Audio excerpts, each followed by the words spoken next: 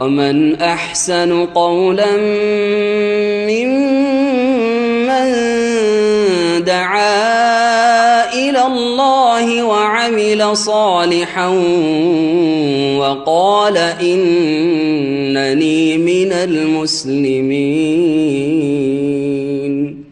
السلام عليكم ورحمة الله وبركاته.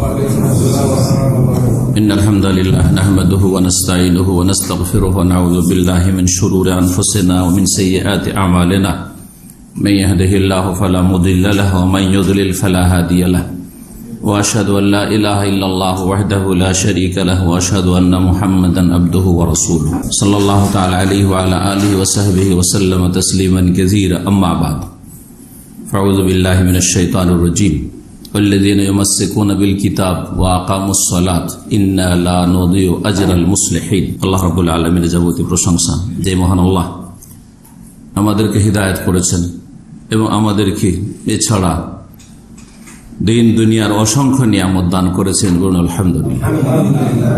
তবে সবচেয়ে বড় নিয়ামত হচ্ছে হেদায়েতের নিয়ামত। ঈমান ইসলামের রাস্তা আল্লাহ দেখিয়েছেন। হিদায়াত মানে রাস্তা দেখানো। ইহদিনাস সিরাতাল মুস্তাকিম, আল্লাহ সরল পথ দেখিয়েছেন। সেটা জন্মসূত্রে হোক আর সেটাকে সাবালক হওয়ার সাথে সাথে হেফাজত করার চেষ্টা করেছেন, তাহলে ওটা ফায়দা আসবে যে হেফাজত করেছেন। অথবা কেউ পরে হেদায়েত হয়েছেন, অনেকে শিরক বিদাতে ছিলেন তারপরে হেদায়েত পেয়েছেন, অনেকে জন্মসূত্রেই কোরআন সুন্নাহর অনুসারী পরিবারে জন্ম নিয়েছেন, আবার তারপরে সেটাকে সুরক্ষিত রেখেছেন। এটা হচ্ছে সবচেয়ে বড় নিয়ামত। তাওহীদ সুন্নাতের নিয়ামত সবচেয়ে বড় নিয়ামত, আর শিরক বিদআত সবচেয়ে বড় আযাব। দুনিয়ার মেলা বালা মুসিবত আছে, জান মাল ইজ্জত আবরু পরিবার মেলা রকম বালা মুসিবত মানুষের আছে, শারীরিক মানসিক। কিন্তু সবচেয়ে বড় বালা মুসিবত হচ্ছে আযাব, হচ্ছে শিরকের আযাব। কারণ শিরকের অবস্থায়, কুফরের অবস্থায়, নেফাকের অবস্থায় যদি মারা যান, শেষ পরিণাম শুধু জাহান্নাম, চিরকাল জাহান্নাম। বিদাতের অবস্থায় যদি মারা যান, ইসলাম অনেক পালন করলো কিন্তু বিদাতি ইসলাম পালন করলো, হ্যাঁ জাহান্নাম। এই ক্ষেত্রে চিরকাল বলবো না, কিছু কাল, দীর্ঘকাল আল্লাহ রহমতের আশা আছে, জি হ্যাঁ, কিন্তু জাহান্নামের রাস্তা বিদাত। পাপের অবস্থায় কেউ যদি মারা যায়, ফরজ অজিবের কোনো পরোয়া করে না, হারাম কাবিরা নাজায়েজ থেকে বাঁচে না, তাহলে দীর্ঘকাল কিছু কাল জাহান্নাম। এই সমস্ত পথ থেকে যারা বেঁচে আছে তাদের অন্তর থেকে সবসময় আল্লাহ শুকরিয়া আদায় করা উচিত। হাজারে একটা লোক এরকম পাবেন না যারা শিরক থেকেও বেঁচে আছে, বেদাত থেকেও বেঁচে আছে, আর দুনিয়ার যেসব পাপ রয়েছে ফরজ অজেব ত্যাগ করার বা হারাম নাজায়েজে লিপ্ত থাকার, এই সমস্ত থেকে বেঁচে আছে। এইরকম ব্যক্তি, পরিবার, সমাজ কয়টা পাবেন আপনি? তাদের একজন যদি আপনি হতে পারেন, বলেন আলহামদুলিল্লাহ। আকীদায় শিরক নেই, আমলে বেদাত নেই, ফরজ অজেবে ত্রুটি নেই, আর হারাম নাজায়েজ কাবিরাতে লিপ্ত না। সাগীরা হয়তো জানতে অজান্তে হচ্ছে, কিন্তু তওবার নবায়ন বেশি বেশি হচ্ছে। ইন্নাল হাসানাতে ইউযহিবুনা সাইয়্যাত, মানুষের নেকি সমূহ গুনাহগুলিকে ধুয়ে মুছে সাফ করে দেয়। আল্লাহ যেন আমাদের নেক লোকদের মাঝে শামিল করেন, সালেহীন মুসলিমহীনদের অন্তর্ভুক্ত করেন। আমাদের শনিবার আলোচনা, গুরুত্বপূর্ণ আলোচনা, তা হচ্ছে মানহাজের আলোচনা। আকীদার একটা দিক হচ্ছে মানহাজ, আপনার পথ আদর্শ যেন কোরআন সুন্নাহ ভিত্তিক হয়। এই মর্মে গত সপ্তাহে আলোচনা ছিল যে যারা মানহাজ গোপনকারী, অর্থাৎ তাদের আদর্শ, কোন আদর্শের উপর তারা ইসলাম প্রতিষ্ঠা করতে চায়, কোন আদর্শের উপর তারা ইসলামের দাওয়ার কাজ করতে চায়, প্রচার প্রসার করতে চায়, কোন তরিকার উপর তারা আমল করতে চায় এবং সেই দিকে ডাকে। মানহাজ, নাহজুন মানে রাস্তা, আর মানহাজ মানে চলার রাস্তা, যেটার উপর চলে মানহাজ, ইসম জারফে সেরা। এটা আকীদারই একটা অংশ মূলত ব্যাপক অর্থে। যারা মানহাজ গোপনকারী, মানে তাদের আদর্শ প্রকাশ করে না ক্লিয়ার, তাদের থেকে ইলম নেওয়া, জ্ঞান অর্জন করা, দিন শিক্ষা নেওয়া যাবে কিনা? অথবা যাদের মানহাজ অজ্ঞাত, অপরিচিত মানহাজের লোক, জানার নেই, দেখলেন খুব ভালো ভালো কথা বলছে মনে হচ্ছে, আর চেনেনও না, তার আকীদা মানহাজ সম্পর্কে জানেনও না, তার কাছ থেকে নেওয়া শুরু করলেন কিছু ভালো কথা শুনে।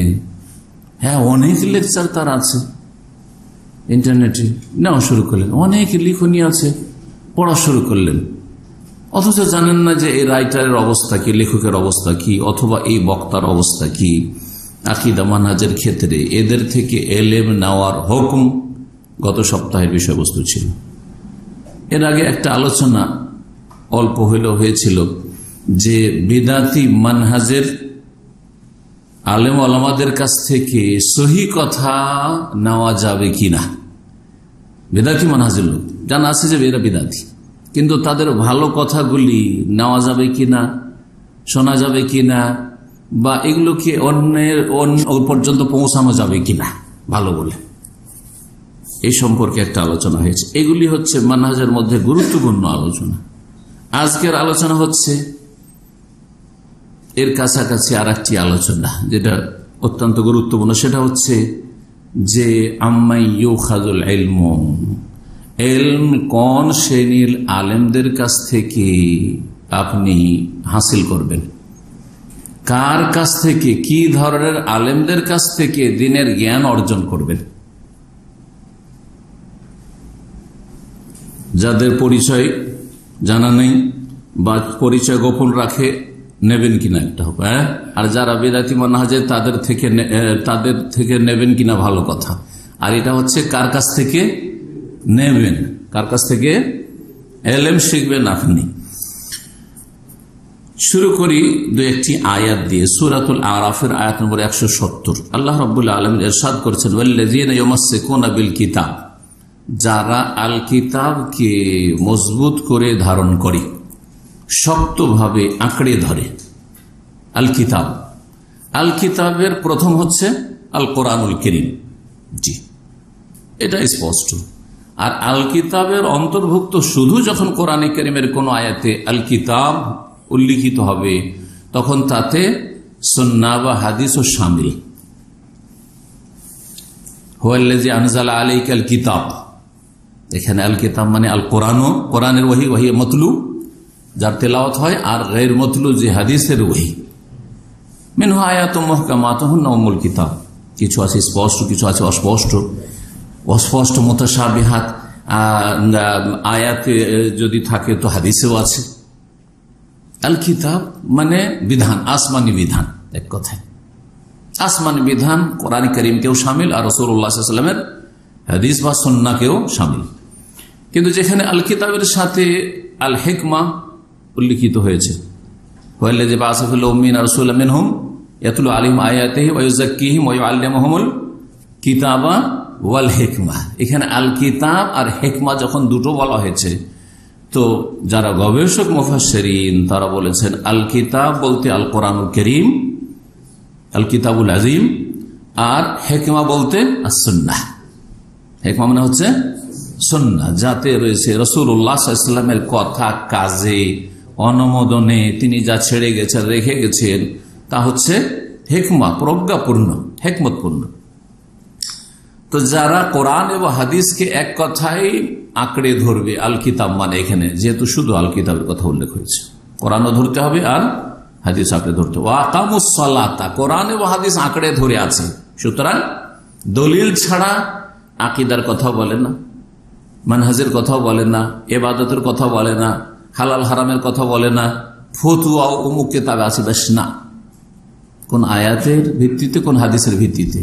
ইমাম আবু হানিফা রাহিমাহুল্লাহ এই মানহাজে শিখিয়ে গেছেন, লা ইয়াহিল্লু লিআহাদিন আন ইফতিয়া বিকালামিনা মা লাম ইয়ারিফ মিন আইনা কুলনা বা মিন আইনা আখাযনাহু। কোন মানুষের জন্য ফতোয়া দেওয়া হালাল নয়, বরং হারাম ফতোয়া দেওয়া, হারাম ফতোয়া দেওয়া। কতক্ষণ পর্যন্ত? মালাম ইয়ারিফ, যতক্ষণ পর্যন্ত না জানবে যে কোন আয়াত বা হাদিস দলিলের ভিত্তিতে আমি এই ফতোয়া দিয়েছি। তাহলে আপনাকে ফতোয়া দেওয়ার জন্য, মুফতি সাজার জন্য দলিল জানতে হবে। ফিকহের কিতাবের হাওয়ালা আর ফতোয়ার কিতাবের হাওয়ালা, অমুক ফতোয়ার কিতাব ফতোয়া আলমগীরিতে আছে, কাজী খানে আছে, বাজাজিয়াতে আছে, শামিয়াতে আছে। হ্যাঁ, যথেষ্ট না, দলিল জানতে হবে। এ হচ্ছে মুফতির কাজ। আর ফতোয়ার যদি নকল করেন, যে অমুক আলেম ফতোয়া দিয়েছেন, নকল করলেন, সেটা আলাদা কথা। এটা অনেকটা নিরাপদ। যার ফতোয়াদের যোগ্যতা নাই, বড় বড় আলেমদের ফতোয়া নকল, শেখ বিন বাজ রাহমাহুল্লাহ এই বলেছেন, শেখ ইবনে উসাইমিন রাহমাহুল্লাহ এই বলেছেন, শেখ আলবানী এই বলেছেন, শেখ ইবনে তাইমিয়া রাহমাহুল্লাহ এই বলেছেন, অমুক এই বলেছেন, আবু হানিফা এই বলেছেন। কিন্তু সেটা ঠিক হইতে পারে, আবার ভুলও হইতে পারে, কারণ মানুষের কথা সেটা, রাসূলুল্লাহ সাল্লাল্লাহু আলাইহি ওয়াসাল্লামের কথা নয়। যদিও আশা করছি রাসূলুল্লাহ সাল্লাল্লাহু আলাইহি ওয়াসাল্লামের কথার কাছাকাছি হবে হয়তো, কিন্তু নাও হইতে পারে। যদি সবগুলি কথা আলেম ওলামাদের রাসূলুল্লাহ কথা হইতো, তাহলে ইখতিলাফই হইতো না, তাহলে কিছু ভুল অবশ্যই আছে। দলিল কাঁকড়ে ধরার পরে তার জীবনে যেন সততাও থাকে। আর মানব জীবনে সততার সবচেয়ে বড় প্রমাণ হচ্ছে সালাতের হেফাজতকারী হওয়া, নামাজের পাবন্দ হওয়া।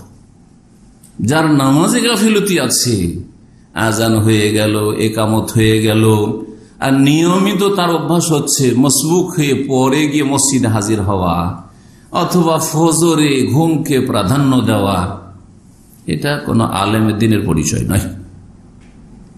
এটা কোনো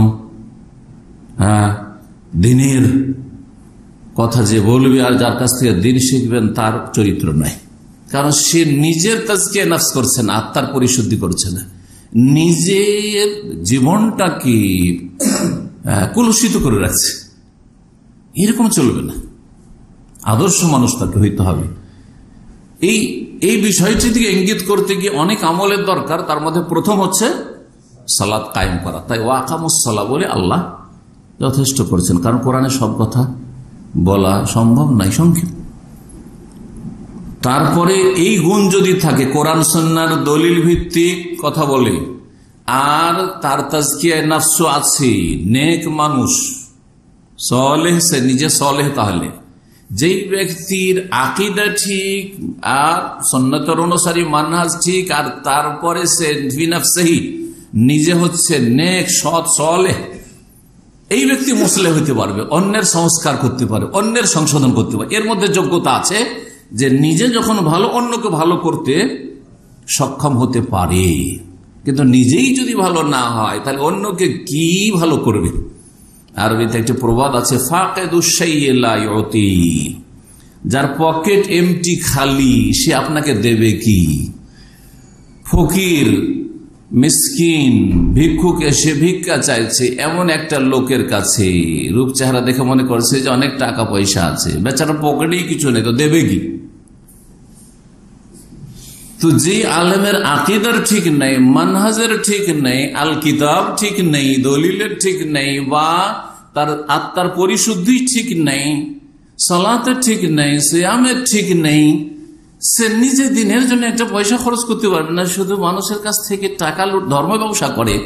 এত টাকা না হলে তার দাওয়াতি কাজ, বক্তব্য, ওয়াজ মাহফিল হয় না। সে কি দিবে অন্য লোকের, ইসলাহ কি করবে? এই বৈশিষ্ট্যগুলি যদি থাকে তাহলে নিজে সলেহ, সুতরাং সে মুসলিহ হতে পারবে। ইন্না লা নুযিউ আজরাল মুসলিহিন, নিশ্চয়ই আমি বিনষ্ট করি না, আল্লাহ বলছেন, আজরাল মুসলিহিন, সংস্কারক যারা ইসলাহকারী, যারা সমাজের সংস্কারমূলক কাজ করে, সংশোধনমূলক কাজ করে, সমাজকে সৎ বানাবার কাজ করে, তাদের পরিশ্রমকে বা পরিশ্রমের প্রতিদানকে আমি বিনষ্ট করি না। যা মেহনত করবে তারা ফল পাবে নিজেরা, ইহকাল পরকালে। মুসলিহিনদের দ্বারাই যুগে যুগে কাজ হয়েছে, যুগে যুগে কাজ হয়েছে। আইম্মা আরবা রাহমাহুল্লাহ তাআলা, ইমাম আবু হানিফা, শাফি, মালিক, আহমদ, তারা মুসলিহিন ছিলেন, সালেহিনের সাথে। শুধু নিজে নেক ছিলেন না, তার অন্যদেরকে নেক বানাবার জন্য যথাসাধ্য চেষ্টা করেছেন। মুহাদ্দিসিনে কেরাম, ইমাম বুখারী, ইমাম মুসলিম থেকে শুরু করে তারা সালেহিনের সাথে মুসলিহিন ছিলেন। যুগে যুগে যেসব মুজাদ্দিদিন এসছেন, শেখুল ইবনে তাইমিয়া রাহিমাহুল্লাহ শিরক বিদআতকে এক একটি করে শনাক্ত করে দিয়েছেন, চিহ্নিত করে দিয়েছেন, যাতে করে জাতি অজ্ঞতায় না থাকে। এরা সালেহের সাথে সাথে মুসলিহও ছিলেন। ইমাম ইবনে কাইয়িম রাহিমাহুল্লাহ, ইমাম ইবনে কাসির, এইভাবে এক এক করে নাম সবার নেওয়া সম্ভব নয়। আইম্মা কেরাম, আর এই 200 বছরের মধ্যে আরব জগতে শেখুল ইসলাম মোহাম্মদ আব্দুল ওয়াহাব রহমতুল্লাহ আলাইহি, আরব দেশের এমন এক মুজাদ্দিদ, এমন এক সংস্কারক, যার তাজদীদ এবং সংস্কারের বরকতে আজকে সারা বিশ্বে ওলামারা উপকৃত হয়েছে। যাদেরকে দেখছেন যে আজকাল দলিল তলাশ করছে, এইটা এই যে ইসলাহি দাওয়াত যেটাকে বলা হয় আদ-দাওয়াল ইসলাহিয়া, আরব দেশে যেটি শুরু হয়েছিল, তার বরকত হিসাবে মদিনা ইউনিভার্সিটি খুলেছে। জামিয়াতুল ইমাম মোহাম্মদ সৌদ আল ইসলামিয়া, রিয়াজ ইসলামিক ইউনিভার্সিটি, দুটো ইসলামিক ইউনিভার্সিটির মাধ্যমে সারা পৃথিবীতে বড় বড় অনেক আলেম ওলামা দায়ী পয়দা হয়েছে, আলেমদের সংশোধন হয়েছে। এই দাওয়াতের বরকতে দুটো ইউনিভার্সিটি থেকে অধিকাংশ দেখবেন যারা দাওয়াতি ময়দানে কাজ করেছে আর করছে, তারা কিন্তু এই দুটো ইসলামিক ইউনিভার্সিটির প্রোডাকশন।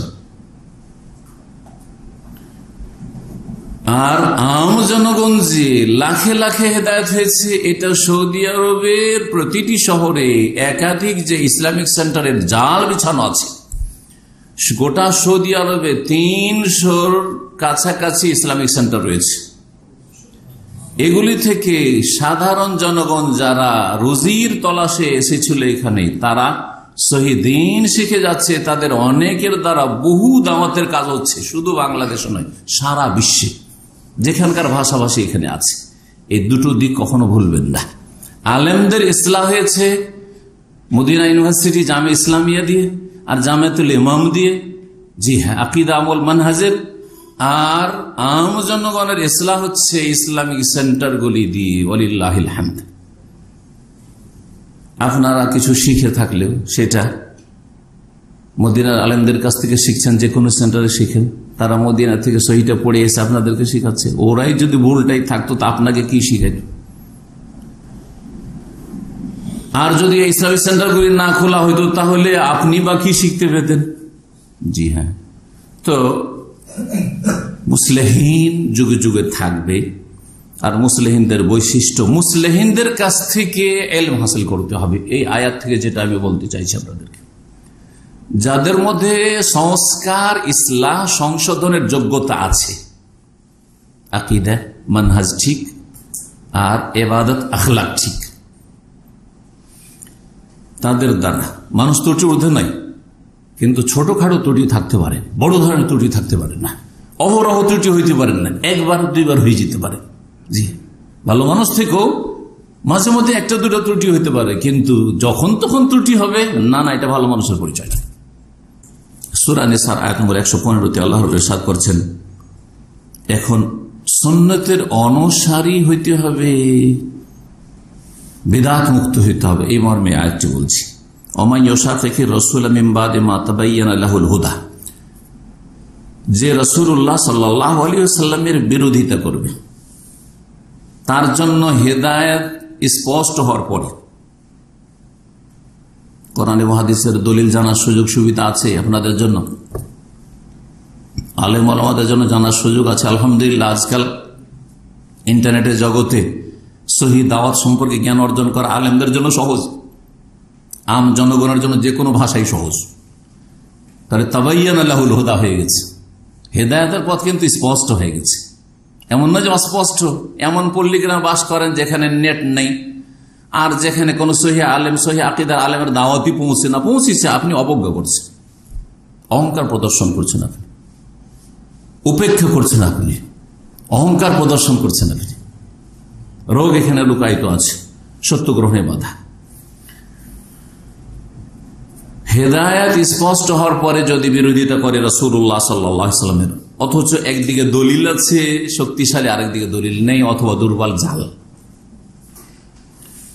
ওয়ায়াত্তাবি গায়রা সাবিলিল মুমিনিন, এবং অনুসরণ করে মুমিনদের রাস্তা ভিন্ন অন্য কোন রাস্তার, মুমিনদের রাস্তা ছাড়া অন্য কোন রাস্তার অনুসরণ করে। এই মুমিনিন কাদেরকে বলা হয়েছে?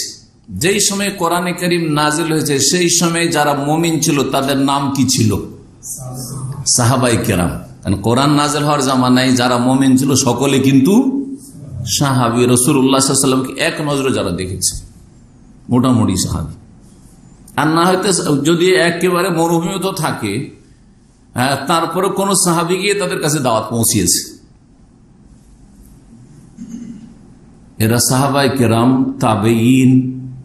জি হ্যাঁ, আর আরেকটি হাদিসের আলোকে তাবা তাবেঈন পর্যন্ত বলা যেতে পারে, কারণ এই তিনটি যুগে শিরক বিদআতের ফিতনা তেমন ছিল না।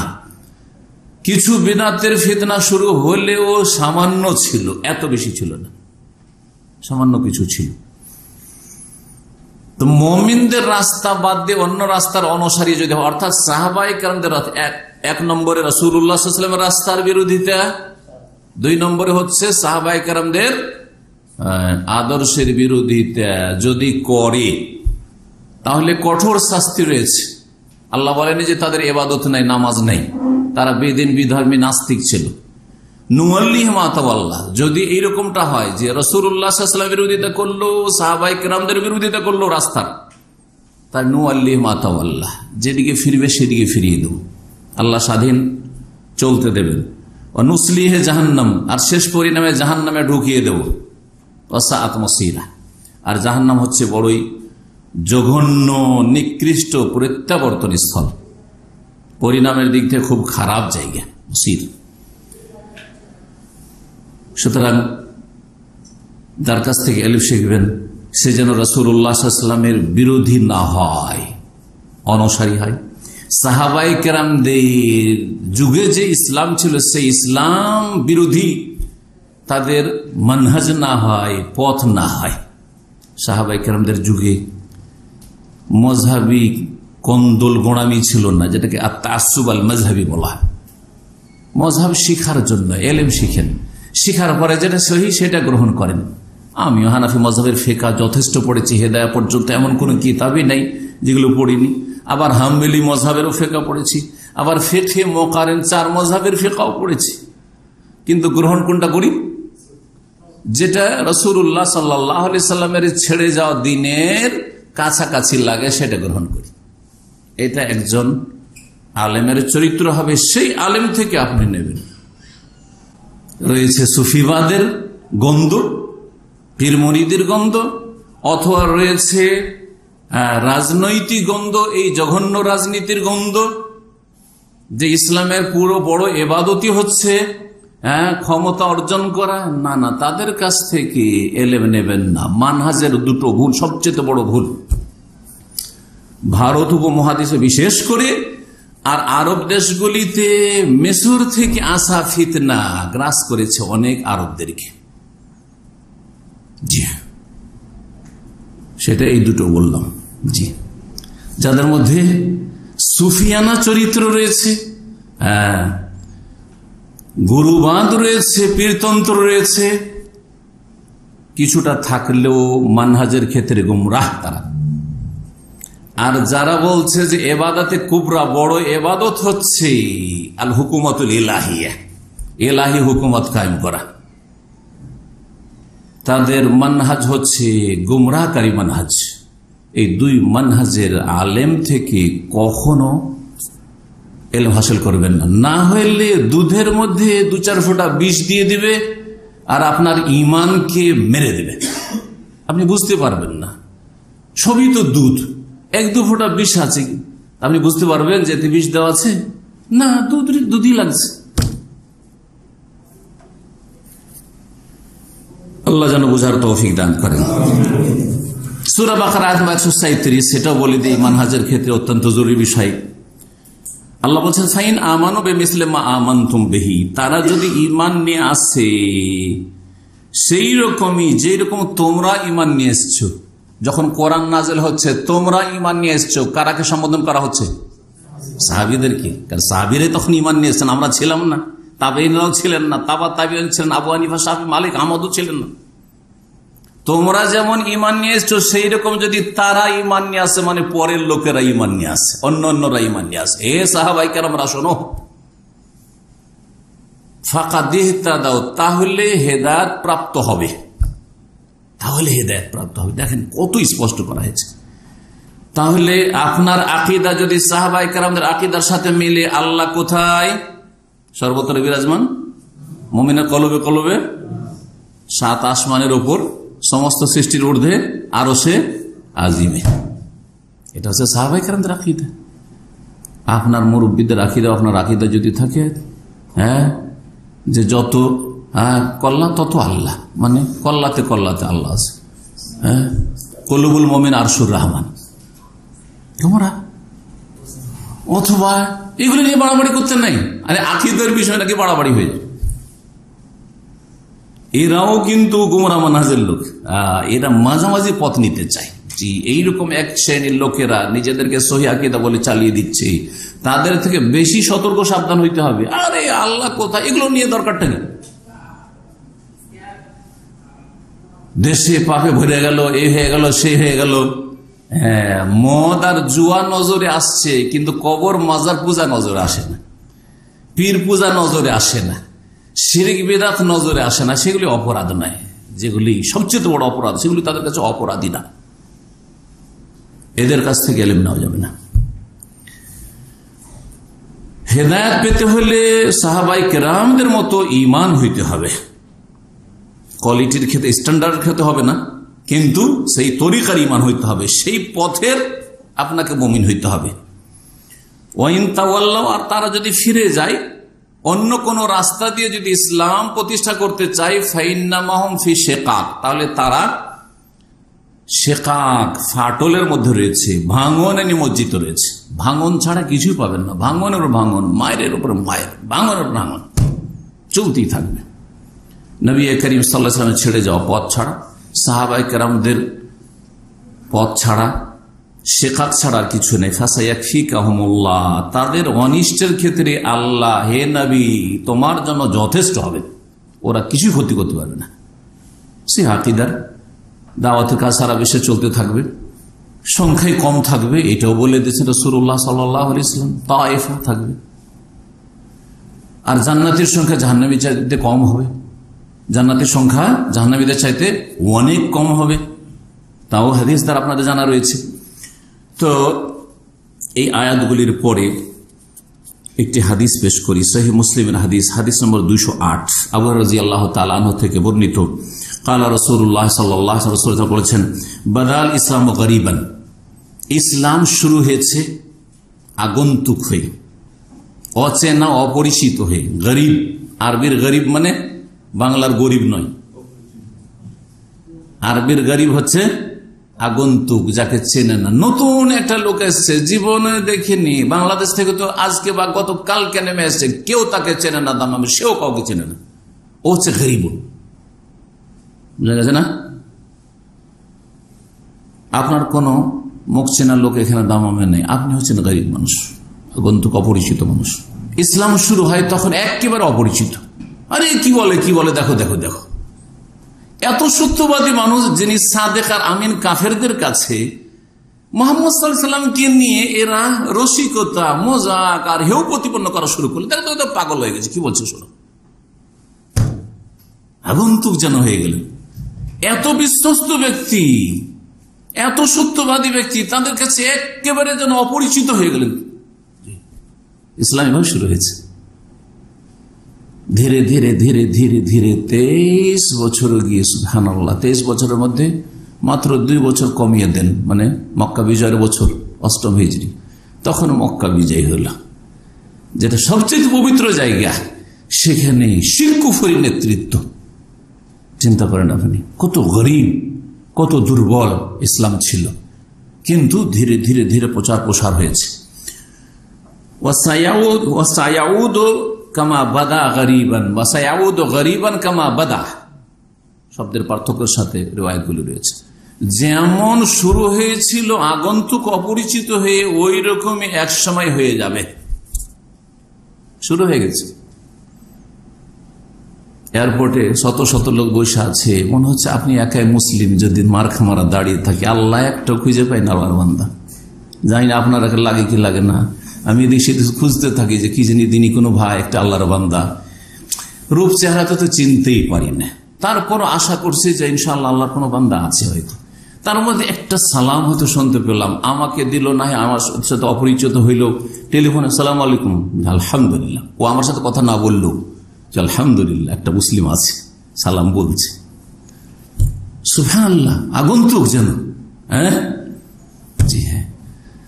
আজকাল আপনি কোন একটা বিল্ডিং এ বাসা নিতে যান, সবগুলি বেনামাজি ফজরে ঘুমাচ্ছে, আপনি একাই নামাজ পড়ছেন, মনে হচ্ছে আপনি মুসলিম, আপনি তাদের কাছে আগন্তুক। আরে কে রে, নামাজ পড়তে উঠে আর আমাদের ডিস্টার্ব করে, আপনি গরিব। জি হ্যাঁ, সুবহানাল্লাহ। এই অবস্থা হয়ে যাবে আর হয়ে গিয়েছিল। দাড়ি রাখলে কত রকমের কথা শুনতে হয়, টাকনার উপর কাপড় পরলে কত রকম কথা শুনতে হয়, আকীদা সুন্নতের কথা বললে তো ওয়াহাবি আর লাহাবি আর লামাযহাবি কত রকমের উপাধি পেতে হয় বিদাতীদের কাছে। গরীব, হক কথা বললে আর তাদের সাথে তাল মিলিয়ে চলেন, অসুবিধা নেই। ফাতুবা লিল গরাবা, কিন্তু সুসংবাদ রয়েছে, সৌভাগ্য, তুবা সৌভাগ্য কার জন্য? গোরাবা, আগন্তুক অপরিচিতদের জন্য, তাদের জন্য সৌভাগ্য রয়েছে জান্নাতের, তাদের জন্য রাসূলুল্লাহ সাল্লাল্লাহু আলাইহি ওয়াসাল্লামের শাফাআত রয়েছে, তাদের জন্য হাউজে কাউসারের পানি রয়েছে, তাদের জন্য লাহুমুল বুশরা ফিল হায়াতিদ দুনিয়া ওয়া ফিল আখিরাহ, ইহকাল পরকালে সুসংবাদ রয়েছে। আল্লাহ কোরআনে বলেছেন, এরই হচ্ছে আউলিয়াউল্লাহ। তো বলছিলাম যে যারা সত্যিকার আকীদায়, মানহাজে, ইবাদতে, আখলাকে সত্যিকার মুসলিম হবে, তাদের একটি বৈশিষ্ট্য হচ্ছে গরীব, যেন আগন্তুক, অপরিচিত। হ্যাঁ, অপরিচিত কে? যে একা, একজন দুজন শুধু, আর বাকি সব ওরা একে অপরকে সবাই চিনছে, একে অপরকে সবাই চিনছে। জি হ্যাঁ, এইরকম হবে। আজকে বা সেই যে কোনো যুগে দেখবেন সহি আকীদার দাওয়াতটি, আর বিশেষ করে বিদাতের দেশ ভারত বাংলাদেশে গেলে তো বুঝতেই পারেন, আপনাকে গরিব মনে হবে। আপনি মনে করেন আলহামদুলিল্লাহ, আমাকে নবী সাল্লাল্লাহু আলাইহি ওয়াসাল্লাম বলেছেন 1400 বছর আগে, তুবা লিল গোরাবা, তোমার মতো গোরাবাদের জন্য সৌভাগ্য রয়েছে, সুসংবাদ রয়েছে, কল্যাণ রয়েছে। এই গোরাবা কারা? সহিহ মুসলিমের হাদিস, এটি হচ্ছে সহিহ। তিরমিজিতে একটি হাদিস রয়েছে, অন্যান্য হাদিসের কিতাবে রয়েছে, হাদিসটি যায়ীফ, কিন্তু গোরাবার এই বৈশিষ্ট্যগুলি ঠিক আছে। হাদিস সনদের দিক থেকে যায়ীফ, দুর্বল, কিন্তু বৈশিষ্ট্যগুলো আপন জায়গায় ঠিক আছে। কারণ গোরাবা, আপনি আগন্তুক, আপনাকে মানুষ আর নিজের মনে করছে না, কারণ আপনার আকীদা মানহাজ ভিন্ন তাদের থেকে। হ্যাঁ, আপনার চলাফেরা ভিন্ন, আপনি এমন ইসলামের কথা বলছেন যে ইসলাম সম্পর্কে তাদের ধারণা কায়েম হয়েছে ভ্রান্ত, যে ইসলাম মেনে চললে এক পা বাড়ানো যাবে না। বলছে না বাংলাদেশের হাজার হাজার মানুষ, আরে ইসলাম এত মেনে চললে এক পা বাড়ানো যাবে না, বলছে কি না? কারণ ওদের সংখ্যা বেশি, হ্যাঁ, গুমরাহদের।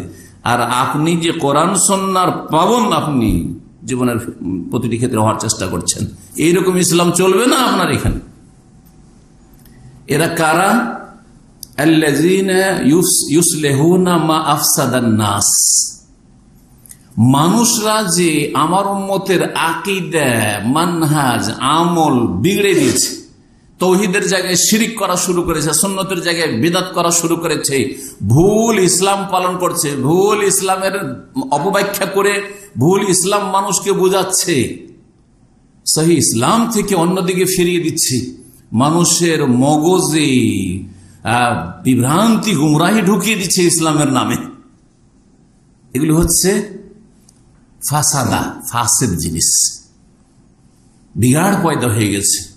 এগুলির যারা ইসলাহ করবে তারাই হচ্ছে গোরাবা, এগুলি যারা সংশোধন করবে তারাই হচ্ছে গোরাবা। সুতরাং আপনার সমাজে গিয়ে যখন আপনি মাজার সম্পর্কে বলবেন যে এগুলি হচ্ছে শিরকি কাজ, মিলাদ সম্পর্কে বলবেন যে এগুলি হচ্ছে বিদআত, জন্মবার্ষিকী সম্পর্কে অথবা বিবাহ দিবস সম্পর্কে বলে যে বিদাত, এগুলি খাতনার দাওয়াত বিদাত, আর বিবাহে হাজার হাজার বিদাতে ভরা মুসলিমদের আমাদের সে বিবাহ শাদীগুলি, এগুলি কথা যখন বলবেন তখন আপনাকে বলবে যে কোথা থেকে আসলো রে, কোথা থেকে আসলো রে, এটা আবার কে রে, ওই যে গরিব হয়ে গেলেন না ওদের কাছে। অথচ আপনি ইসলাহ করতে চাইছেন, তাদের নবীর জামানার বিয়ে শাদী করতে বলছেন, নবী করিম সাল্লাল্লাহু আলাইহি জামানার তাদেরকে ইসলাম পালন করতে বলছেন। নবী সাল্লাল্লাহু আলাইহি জামানায় কি ছিল?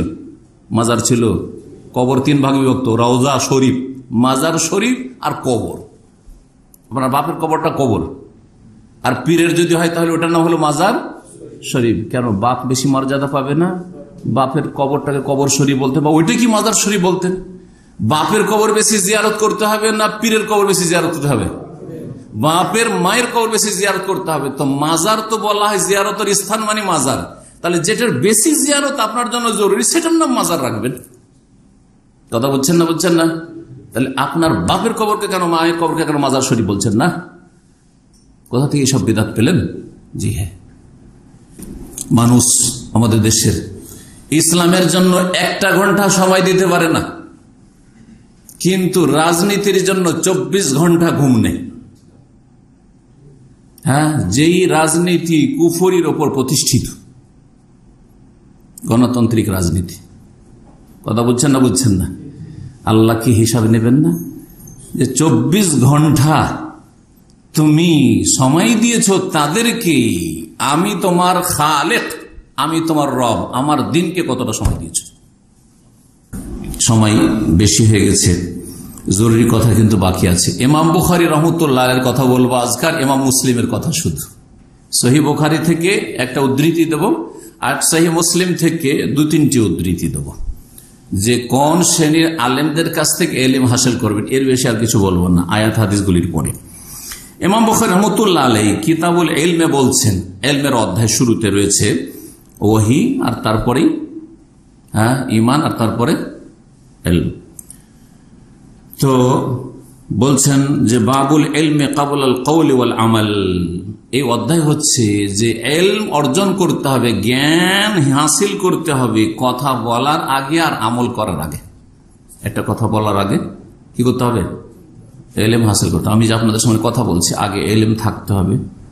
যেই বিষয়ে বলছি ওই বিষয়ে ভালো ইলম থেকে বলতে হবে।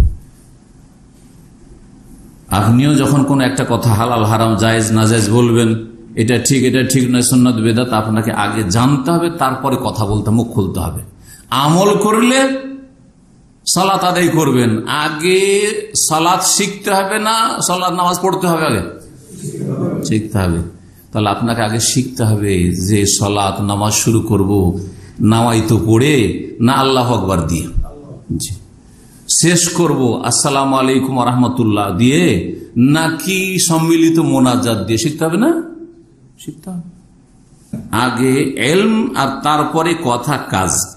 তারপরে বলছেন যে দলিল হচ্ছে লিকাউলিল্লাহি তাআলা, মহান আল্লাহর বাণী, ফাআলাম আন্নাহু লা ইলাহা ইল্লাল্লাহ, ভালো করে জানো, ইলম হাসিল করো, জ্ঞান অর্জন করো যে আল্লাহ ছাড়া কোনো সত্য মাবুদ নেই। লা ইলাহা হাক্কুন ইল্লাল্লাহ, লা ইলাহা বিহাক্কিন ইল্লাল্লাহ। এখানে লাইনাফি জিনসের খবর উজ্জ্ব রয়েছে। এটা হচ্ছে সঠিক অর্থ, সবার জন্য শিখা ফরজ, যে কোনো স্তর মুসলিমের জন্য শিখা ফরজ। লা ইলাহা ইল্লাল্লাহ সহিহ অর্থ, আল্লাহ ছাড়া কোনো মাবুদ নেই নয়, আল্লাহ ছাড়া কোনো সত্য মাবুদ নেই, সত্য উপাস্য নেই। ওয়াস্তাগফির লিযামবিক, ফাআলাম আন্নাহু লা ইলাহা ইল্লাল্লাহ ওয়াস্তাগফির লিযামবিক। আয়াতের বাকি অংশটুকু উল্লেখ না করলে দলিল পুরা হয় না। আগে আল্লাহ কি বলছেন? ইলম হাসিল করো, ঠিক আছে? ইলম দিয়ে আল্লাহ শুরু করেছেন, প্রথম ইলম শব্দ এসেছে, তারপর ইলম হাসিল করতে হবে কি সম্পর্কে? লা ইলাহা ইল্লাল্লাহ সম্পর্কে, তাওহীদ সম্পর্কে। তাহলে আকীদার জ্ঞান আগে হাসিল করতে হবে। যখন আপনার ইলম হয়েছে আকীদা মানহাজ সম্পর্কে, তখন ওয়াস্তাগফির লিযামবিক, ইস্তেগফার করা, আকীদা না আমল? আস্তাগফিরুল্লাহ আস্তাগফিরুল্লাহ আস্তাগফিরুল্লাহ, আল্লাহ তুমি মাফ করে দাও, এটা আকীদা না আমল? আমল। তো আমল পরে, আগে আস্তাগফিরুল্লাহ আল্লাহ উল্লেখ করেননি, পরে। দলিলটা ভালো করে বুঝে নেন কিন্তু। আগে তাওহীদের জ্ঞান, ফাআলাম আন্নাহু লা ইলাহা ইল্লাল্লাহ, ইলম হাসিল করো, আর তারপরে আমল করো, ওয়াস্তাগফির লিযামবিক। আর গুনার ইস্তিগফার ক্ষমা পাওয়ার জন্যই সালাত আদায় করা, নামাজ পড়া। গুনাহ থেকে অব্যাহতির জন্যই সিয়াম পালন করা, যাকাত দেওয়া, হজ করা, উমরা করা, নেক আমল করা, যতগুলি ফরজ নফল আমরা আমল করছি কিসের জন্য? যাতে আল্লাহর কাছে নাপাক অবস্থায় না যেতে হয়, গুনাহ থেকে মুক্ত হয়ে যেতে পারি। ইমাম বুখারী বলছেন ফাবাদা বিল ইলমি, আল্লাহ ইলম দিয়ে শুরু করেছেন, তারপরে আমল।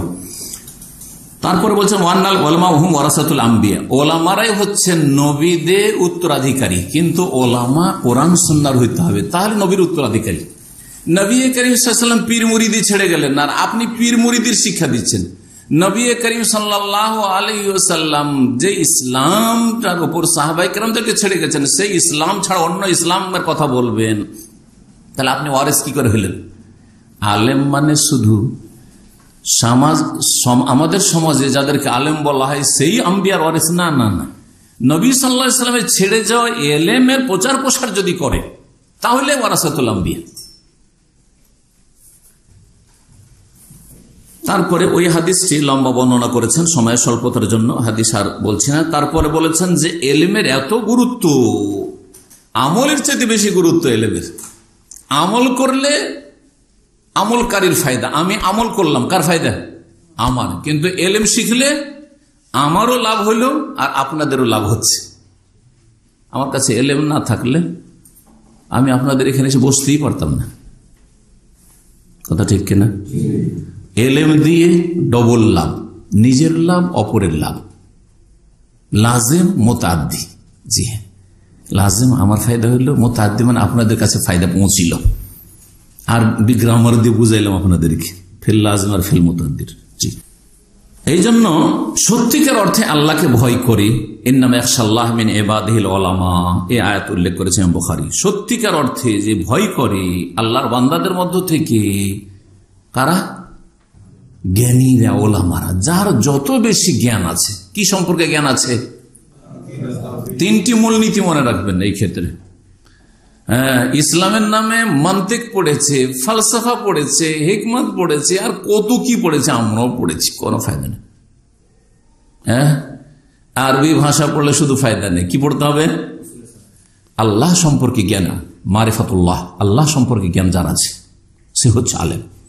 তারপরে 2 নম্বরে আল্লাহ রসুল সাল্লাল্লাহু আলাইহি ওয়াসাল্লাম সম্পর্কে সঠিক জ্ঞান আছে, মারিফাতুর রসুল সাল্লাল্লাহু আলাইহি ওয়াসাল্লাম। তারপরে মারিফাতুদ দ্বীন, আল্লাহ নাযিলকৃত দ্বীন সম্পর্কে জ্ঞান অর্জন করা। যেই 3টি বিষয়ের ওপর একটি কিতাব শাইখুল ইসলাম মুহাম্মদ আব্দুল্লাহ রাহমাতুল্লাহ আলাইহি রয়েছে, উসুলুস সালাসা। কি রয়েছে নাম? আল উসুলুস সালাসা ওয়া আদিল্লাতুহা। এই কিতাবের আমি ধারাবাহিক শারহা বা ব্যাখ্যা করেছি রাকা ইসলামিক সেন্টারে। কতটি পর্ব রয়েছে জানেন কেউ? 30টি পর্ব আছে। এই 3টি মূলনীতির উপর 30 ঘন্টার আলোচনা কমপক্ষে আছে, মানে 1 ঘন্টার বেশি আলোচনাগুলি রয়েছে, 1 থেকে 1.5 ঘন্টা কোন। এই কিতাবে এই 3টি কথা বলা হয়েছে। আজকে 3 কথাতে বলে দিলাম। আল্লাহ সম্পর্কে যার জ্ঞান আছে, আল্লাহ রাসূল সাল্লাল্লাহু আলাইহি ওয়াসাল্লাম সম্পর্কে জ্ঞান আছে, আল্লাহর দ্বীন সম্পর্কে জ্ঞান আছে, সে হচ্ছে আলেম। আর যার যত বেশি জ্ঞান আছে 3টি বিষয় সম্পর্কে, সে তত বড় আলেম।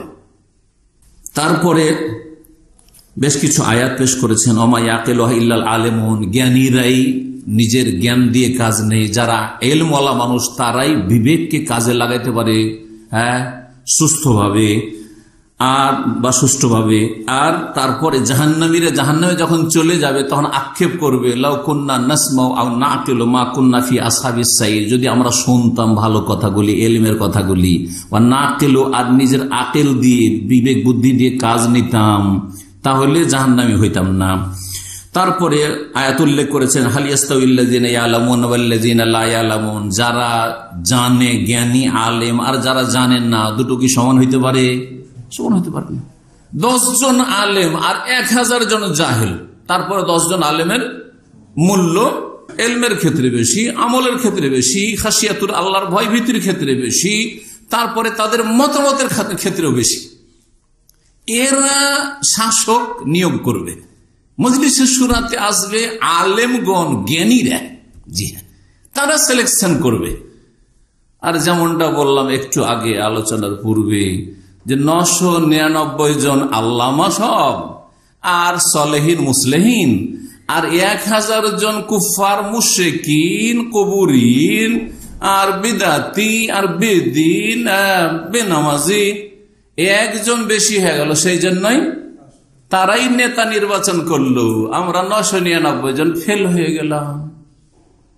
কথা বুঝতে পেরেছেন? এরই নামে হচ্ছে ডেমোক্রেসি, গণতন্ত্র। আল্লাহ যেন বুঝার তৌফিক দান করেন। কাফেররা মুসলিমদের কল্যাণের জন্য গণতন্ত্র তৈরি করেনি। ভালো করে শুনে রাখেন, এতে কোনোদিন শান্তি আসবে না, কোনোদিন ভালো মানুষ আসবে না। তারপরে নবী করিম সাল্লাল্লাহু আলাইহি ওয়াসাল্লামের হাদিস পেশ করেছেন, মান ইউরিদিল্লাহু বিহি খায়রান ইউফাক্কিহু ফিদ্দীন। যার সাথে আল্লাহ কল্যাণের ইচ্ছা করেন, আল্লাহ আপনার সাথে ভালো চেয়েছেন, তাহলে কি করবেন? আল্লাহ আপনাকে দিনের ফিকহ জ্ঞান দান করবেন।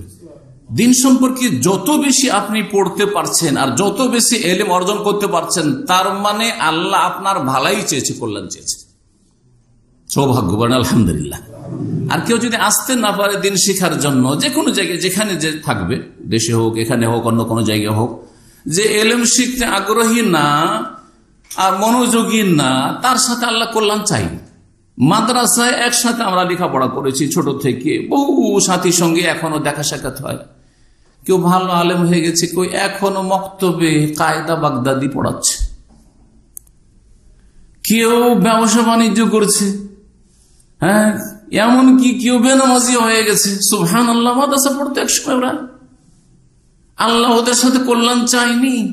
আলহামদুলিল্লাহ, যার সাথে আল্লাহ কল্যাণ চেয়েছে তাকে কিছু ইলমে দ্বীন, কোরআন সুন্নাহর জ্ঞান দিয়েছে। তো আপনি একজন হওয়ার চেষ্টা করবেন, আল্লাহ যেন তৌফিক দান করেন।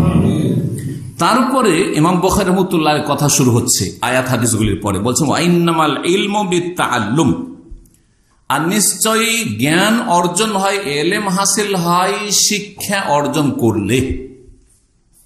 বাড়িতে বসে থাকবেন আর কিছু অনলাইনে কিছু বই পুস্তক ডাউনলোড করলেন, অথবা কিছু বই কিনে নিজে নিজে বাড়িতে বসে বসে, অফিসে বসে বসে কিছু বই পড়ছেন ইসলামিক, আর কিছু বক্তব্য শুনছেন অনলাইনে শুধু, আর বলছেন যে আমি এখন ফতোয়া দেওয়ার যোগ্য হয়ে গেছি। না, মোটেই না। ইলম হাসিল হবে তাআল্লুমের মাধ্যমে। তাআল্লুম মানে আলেমের কাছে বসে জ্ঞান অর্জন করা, এটা হচ্ছে তাআল্লুম। মুতাআল্লিম কাকে বলে? ছাত্রকে। আর মুআল্লিম কাকে বলে? শিক্ষককে। মুআল্লিমের সামনে ইলম হাসিল করলে যেটা বুঝতে পারলেন না, শেখ বুঝতে পারলাম না, বলার সুযোগ আছে কিনা? কিন্তু অনলাইনে যদি শুনেন বুঝতে পারলাম না, কি বুঝে বসে থাকলেন, হবে না? জি, এরকম মেলা কেসা আছে। জি, উর্দুতে একটা কেসা আপনাদেরকে আমি শুনিয়েছি হইতে আগে, যারা পুরাতন মানুষ। হ্যাঁ, এটা উর্দু কিতাব তো আমাদের মাদ্রাসায় পড়া হয়। তো মক্তবের মৌলভী সাহেব বেশি এলেম তো নাই, সামান্য উর্দু জানে। তো একটা হাদিসের তর্জমা পড়েছি, जब इमामत करे, जब नामाजियों की इमामत करे तो আছে কথাটি হালকি পড়ে। কি আছে? হালকি পড়ে। যখন নামাজের ইমামতি করবেন তখন কি করবেন? হালকা নামাজ আদায় করবেন, কারণ আপনার পিছনে দুর্বল রোগী থাকতে পারে, প্রয়োজন কারো থাকতে পারে। হালকা করে, লম্বা করিয়েন না। ও পড়েছে হালকিটাকে হিলকে পড়ে নিয়েছে। পড়েছে কি, जब নামাজিयों की इमामत करे तो हिल के पड़े। আর তারপরে ইমামতির চান্স পেয়েছে, ও তো হিলা শুরু করেছে। আউযু বিল্লাহি মিনাশ শাইতানির রাজিম, বিসমিল্লাহির রহমানির রহিম, এরকম ঝুঁকছে। মুসল্লিরা তো অবাক। হ্যাঁ, আরে বাবা, আমাদের ইমাম পাগল হয়ে গেল নাকি? না জিন ধরিনোর জিন সওয়ার হয়ে গেল? কথা বুঝতে পেরেছে? জি হ্যাঁ, এরকম মেলা কিসসা আছে। এই জন্য উসুলে হাদিস, মুস্তালাহুল হাদিসের কিতাবে ইমাম সৈয়দ রহমতুল্লাহ আলাইহি উল্লেখ করেছেন, ইমাম ইবনে সালাহ উল্লেখ করেছেন, হাফিজ হাজার রহমতুল্লাহ আলাইহি উল্লেখ করেছেন। এই কথাগুলি এই মুস্তালাহুল হাদিসের কিতাবাদিতে রয়েছে, আমরা হাদিস ফ্যাকাল্টিতে পড়েছি। তাতে একটা উক্তি আছে, মান কানা শাইখুহু কিতাবুহু, মান কানা শাইখুহু কিতাবুহু কাল্লা সওয়াবুহু ওয়া কাসরা খাতউহু বা খাতাউহু। যার শেখ হবে কিতাব অথবা অনলাইনের কিছু লেকচার সামান্য, ওর এলেমের দৌড় হচ্ছে কতটুকু? কোন একটা কিতাব ধরে নেছে, পড়েছে, ওইখান থেকে ওইটাই হচ্ছে তার ওস্তাদ। অনলাইনে কিছু পড়েছে অথবা কিছু শুনেছে, সেটাই তার ওস্তাদ। মানকানা শেখ হু কিতাব, কারো শেখ যদি কোনো ব্যক্তি আলেম না হয়ে কিতাব হয়, তাহলে কাল্লা সওয়াবহু, তার সঠিক কথা খুব ভুল হবে, খুব কম হবে। সঠিক কথা খুব কি হবে? কম হবে। তার সঠিক কথা খুব কম হবে। বলতে গিয়ে ভুল করবে, ফতোয়া দিতে গিয়ে ভুল করবে, কাউকে একটা কথা বলতে গিয়ে ভুল করবে, আলোচনা করতে গিয়ে ভুল করবে, কারণ সে কিতাব থেকে শিখেছে। কিতাবের লেখক কি উদ্দেশ্যে বলেছে, ও কি উদ্দেশ্য বুঝে বসেছে। ওয়া কাল্লা সওয়াবহু, সঠিকটা কম হবে। ওয়া কাসুরা খাতাউহু, আর তার ভুল ভ্রান্তি খুব বেশি হবে। ভুল ভ্রান্তি কি হবে? বেশ। পক্ষান্তরে ওস্তাদের সামনে বসে যদি লেখাপড়া করে তো এর বিপরীত হবে, ভুল কম হবে আর সহিটাই বেশি হবে। এই জন্য ইমাম বুখারী বলছেন এলেম শিখতে হবে তাআল্লুমের মাধ্যমে। ইমাম বুখারী কোথাকার লোক চিন্তা করেন, হ্যাঁ?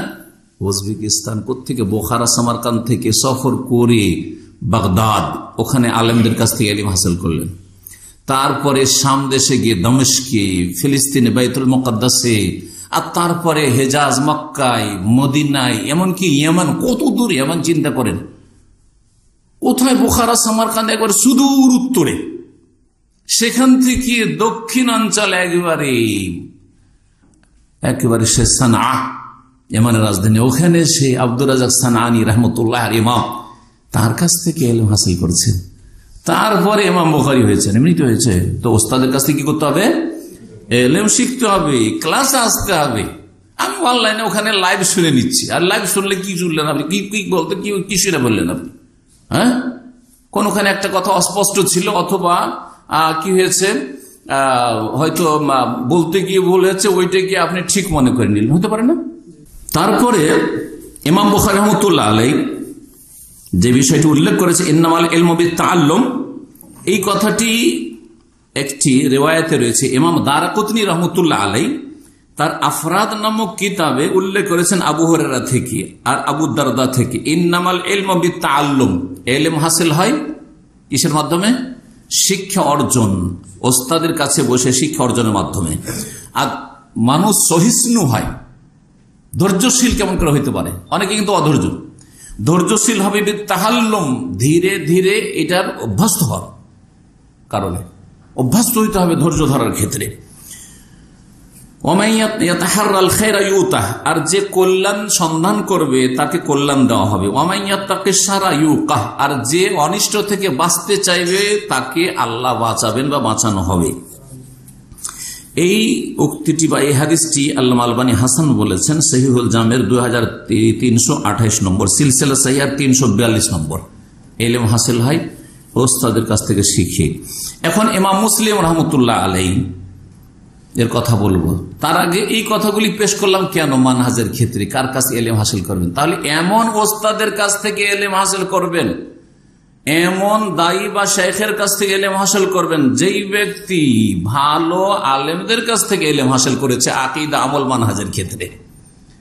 আর একজন জেনারেল শিক্ষিত, সে কিছু ইসলাম স্টাডি করেছে, আর স্টাডি করার পর লেকচার দিতে শিখেছে, আর তারপরে তার অনেক ফলোয়ার হয়ে গেছে, আপনি তার ফ্যান হয়ে গেছেন, ভক্ত হয়ে গেছেন। আরে না না, IABA পাশ করার পর ইসলামের ওপর কলম ধরলো, লিখতে শুরু করলো, আর সেই ব্যক্তি কি হয়ে গেল? বিশাল একজন ইসলামের স্কলার হয়ে গেল। তার ওস্তাদ কি? কলেজ ইউনিভার্সিটিতে যেখানে সহশিক্ষা হয় সেখানে সে অথবা BA পাস করেছে, BA ফেল। জানা আছে অনেকে এইরকম। আর তাদেরকে মনে করছে যে তারা যে ইসলাম এক্সপ্লেন করেছে, ব্যাখ্যা করেছে, সেটা সঠিক ইসলাম। মোটেই না। বড় একজন এইরকম ইসলামিক স্কলার যার অনেক ভক্ত রয়েছে, তার সাবজেক্ট হচ্ছে আপনার ইকোনমি, অর্থনীতি সম্পর্কে লেখাপড়া করেছে। আর তারপরে একটু ইসলামিক মন মেজাজ তৈরি হলো, ইসলামের উপর কলম ধরে লিখতে শুরু করলো, পাশ্চাত্য সভ্যতার অসারতা সম্পর্কে লিখতে শুরু করলো, আর তারপর ইসলামের কিছু গুণগান লেখা শুরু করলো, কিছু বই লিখলো, আর তার সাথে ইসলামের ব্যাখ্যা করতে গিয়ে দিল একবারে রাজনৈতিক ব্যাখ্যা, পলিটিক্যাল এক্সপ্লেনেশন ইসলামের, ভুল ইসলামের দিকে আপনাকে নিয়ে চলে গেল। এদের কাছ থেকে ইলম হাসিল করলে হবে? জি। কোন আলেমের কাছে তিনি লেখাপড়া করেছেন, কোথা থেকে তার এলিমের উৎস কোথায়, এসব দেখার বিষয় রয়েছে। আল্লাহ যেন আমাদেরকে বুঝার তৌফিক দান করেন। ইমাম মুসলিম রহমতুল্লাহ আলাইহি কি বলছেন তার মুকদ্দমা। ইমাম মুসলিমের যে সহিহ মুসলিম, তার ভূমিকা খুব লম্বা ভূমিকা আছে, আর ভূমিকার আরবিগুলো খুব একবার হার্ড আরবি। অনেক ওস্তাদরা পড়াইতে গিয়ে হিমশিম খায়, এত শক্ত আরবিতে ভূমিকাটা ওনার আছে।